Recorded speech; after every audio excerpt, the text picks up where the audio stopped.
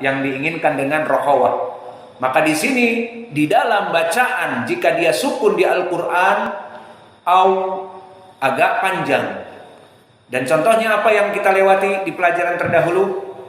Waduha walaili idza za. Maka za juga contohnya rokhawah. Maka coba kita sukun zazidu az. Za-nya ini masih terus berjalan. Jaroyan minas saut. Maka di sini dari sifat za. Maka selesai dari waw mawadda'aka, masuk kepada dal sekarang. Maka makhraj dal barakallahu fikum dia adalah makhraj dari lisan. Dadidu ad rasul lisan. Mana ras? Ini ras, lisan. Kepala lisan. Rasul lisan yastadimu bilahmati thanaya al-ulya bikuwah, di mana dia menempel, menyentuh, memukul dengan daging dari gusi as-sanaya al-ulya. Sanaya al-ulya, gigi yang dua besar. Yang mana gigi yang dua besar ini dinamakan sanaya al-ulya yang atas, yang bawah as-sufla. Maka dua ini as-sanaya al-ulya. Nah, giginya, gusinya itu makhraj dari dal, dipukul oleh rasul lisan, ujung dari lisan. Dadidu ad. Dadidu ad. Maka ini makhraj dal. Dan sifat dari dal barakallahu fikum, pertama dia qalqalah. Otomatis jika disukunkan dadidu ad, dia balik lagi ad. Qul huwallahu ahad. Laqad walaqad qad aflaha. Qad, seperti itu. Dan sifatnya juga dal itu adalah syiddah. Dia kuat. Maka syiddah, kalau tadi jahar, maka di sini syiddah. Syiddah adalah inhibas jarayan as-saut. Maka nanti di sini lawannya syiddah itu rokhawah. Maka tidak ada lagi suara yang tersisa, bukan nafas, bukan udara, suara. Maka kalau disukunkan dal dan yang lainnya dari kelompok syiddah, maka dia tidak ada suara yang masih berjalan. Coba dal. Dadidu ad, tanpa qalqalah. Qalqalah itu dia otomatis turun sendiri. Namun di saat menyebutkan disukunkan dal, maka tidak ada jaroyan nafs, dinamakan sifat yang dia itu syiddah.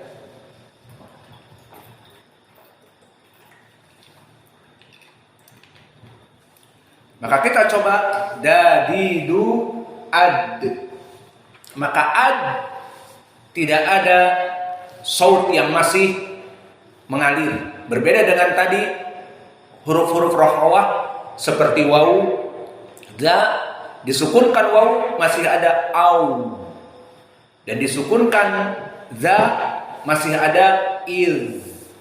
Maka dibaca disukun di Al-Quran wa iz ta'adzana rabbukum, maka kita harus membacanya dengan sedikit muhlah, sedikit panjang. Lama taqra wa iz ta'adzana. Lima dari anak huruf rakhawah, awalan sukun wa iz, kedua syiddah, maka ada tasdid. Jadi dibaca wa iz ta'adzana. Idan akhta'a alladhi ya'ti bisur'ah. Wa id ta'adzana, wa id ta'adzana khata', wa id ta'adzana, walakin wa id ta'adzana wa yakhruj qalilan. Wa mengalir sedikit. Jangan wa ta'adzana. Tapi wa ta'adzana. Maka dengan antum mempelajari sekarang sifatul huruf, bisa kalian membaca seperti para qurra. Karena kebanyakan orang Indonesia dan dulu kita juga belajar pelajaran sifatul huruf paling kita susah untuk mempelajarinya dulu waktu di Indonesia. Karena guru-guru kita kurang mumpuni dalam mempelajari dalam mempelajari sifatul huruf. Sifatul khawah tidak bisa membedakan.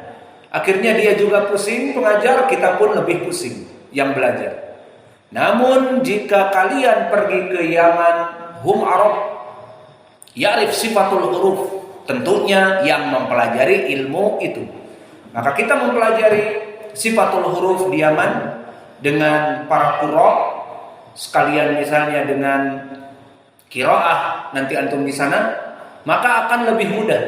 Seperti di sini sifat rokhawah, wa'ir mengalir dulu, wa'ir ta'adzana, maka jadi mudah. Maka begitulah kelebihan mempelajari ilmu sifatil huruf. Kalian akan membaca Al-Quran dengan lebih baik dan lebih benar, meskipun kalian sudah mempelajari makharijul huruf.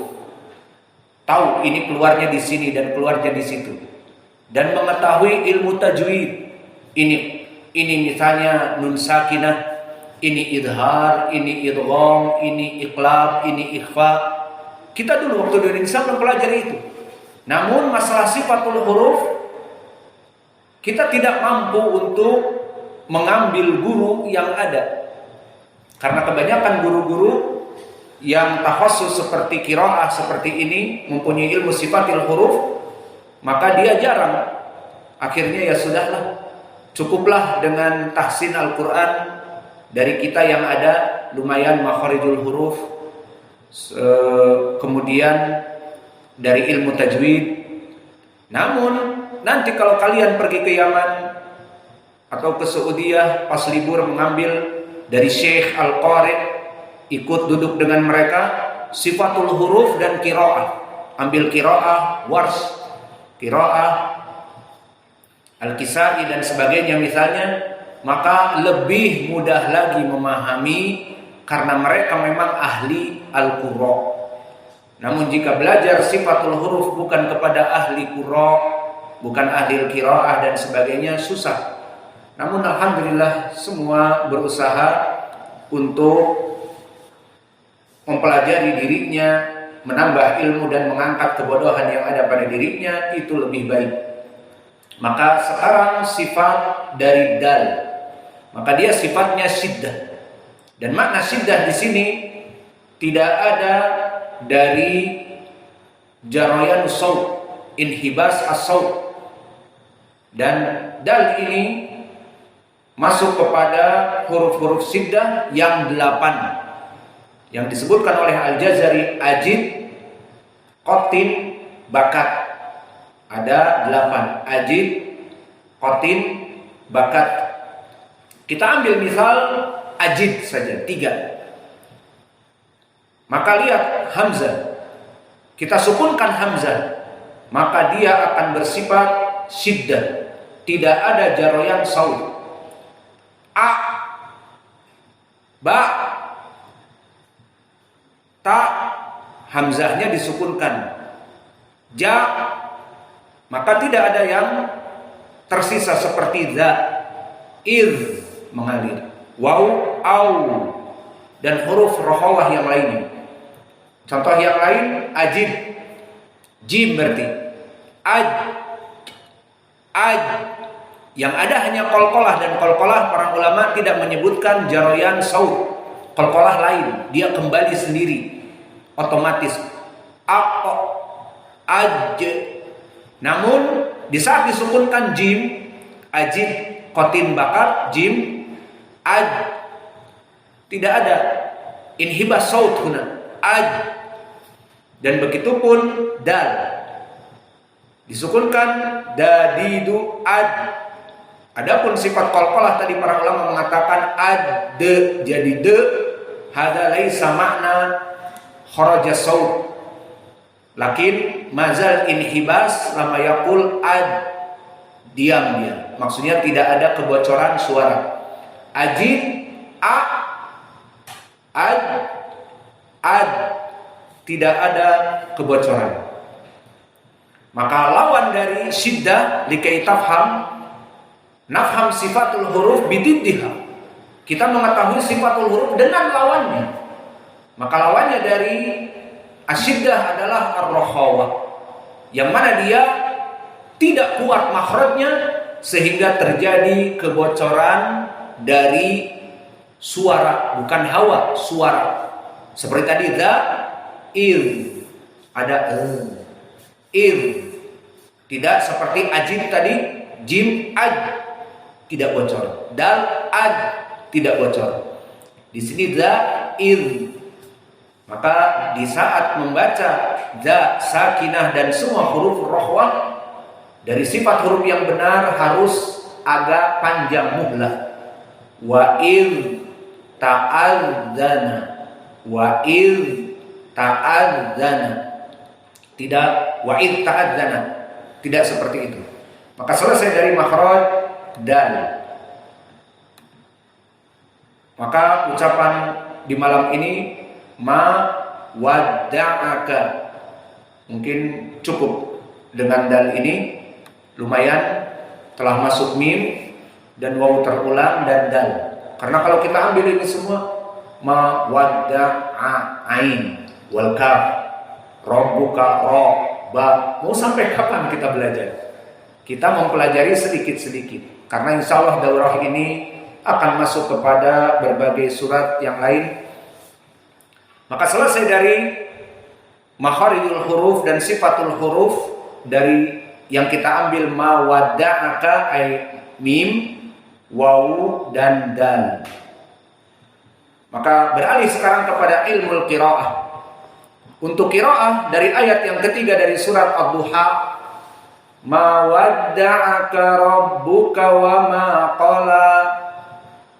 Maka seperti biasa terjadi ikhtilaf di kalangan ahlul qura kepada 3 madhab dari 5 qura yang kita pelajari. Maka yang pertama qiraah Hafs yang diiringi dengan Ya'qub Al-Hadrami. Maka di sini mereka membaca dengan qala dalam keadaan fathah, waslan am waqfan bila khilaf. Maka kita baca qiraah Hafs, ma wadda'aka rabbuka wa ma qala. Adapun dari hukum di sini telah kita sebutkan ma tabi'i, wa ma qala, ma yang kedua ma tabi'i, qala ma tabi'i. Adapun dari segi qiraah, maka qala dari 2 qari, Hafs an Asim dan Ruwais wa Rawh an Ya'qub Al-Hadrami bil fathah, wa ma qala. Dan madhab yang kedua qiraah Warsh an Nafi' beserta qiraah Ad-Duri an Abi Amr. Kedua ahlul qura di sini qara'a bi taklil. Dan makna taklil telah sering kita ulang, dia 60 derajat, tidak sampai kepada vertikal fathah. Dari 0, dari horizontal hanya 60, ini taklil. Dan dinamakan taklil maknanya kurang dari fathah. Maka dibaca oleh Wars dan Abu Amr, Wars an Nafi' dan Ad-Duri an Abi Amr, ma wadda'aka rabbuka wa ma qala. Ma wadda'aka rabbuka wa ma qala. Dan yang terakhir qiraah Al-Kisai. Dan qiraah Al-Kisai madhab yang ketiga dari pembacaan qala di sini, maka dia membaca Al-Imalah Al-Kubra. Dan kalau dihitung dengan sudut elevasi, Al-Imalah Al-Kubra lebih condong daripada taklil, maka dia 30% saja. Mendekati kepada horizontal, maknanya kepada kasroh. Maka bacaannya berkata Al-Kisai di dalam qiraahnya, ma wadda'aka rabbuka wa ma qali, mendekati kasroh, qali. Maka inilah 3 madhab dalam qiraah, yang mana dari 3 madhab ini dari 5 qurra yang kita pelajari. 2 dengan qiraah taklil, apa saja? Wars wa Abu Amr. 2 dengan fathah.